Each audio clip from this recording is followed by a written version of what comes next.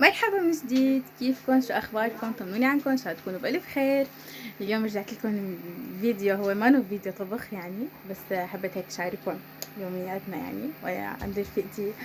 وشو كمان ايه، بدنا نعمل اندومي وبدنا ناكل عصاير السحرية. يا سلام، مين بيعرف ياكل فيهم؟ انا بصراحة اول مرة بعرف، يعني اول مرة ما حنجربهم، ان شاء الله نعرف ناكل فيهم.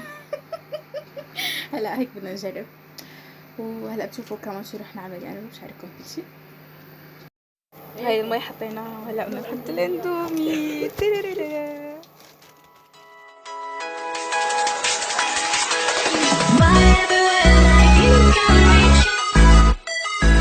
وهلا صارت الاندومي جاهزة. يا جماعة حدا يحكي لي هدول كيف بيمسكوا؟ هدول كيف بيطلع فيهم الاكل؟ يعني انه اوكي، لا غنى عن الشوكات. رح نجرب ناكل فيهم، بس هيك صح؟ لا اكيد مو صح. يا اما في عندكم حل تاني؟ طالعوا هدول تلفون هيك، تلفوا فيهم هيك هيك هيك هيك هيك. يا سلام. فيكو والله طلع اندومي. يلا هلا بنشوفكم بعدين شو بدنا نعمل بعد الاكل. وهي يا جماعة كانت جاية تاكل معنا اندومي، بس الحزينة ما لحقت توصل، كنا خالصين اكل.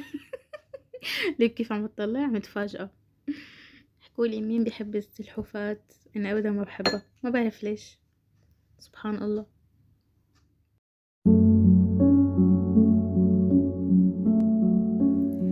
وهلا حبايبي صار لازم ننهي هالفيديو معكم. ان شاء الله تكون عجبتكم طريقة الاندومي والاكل تبع الاندومي، بصراحة لانه خرافية. وبشوفكم بالفيديو الجاي او الوصفة الجاية. باي باي.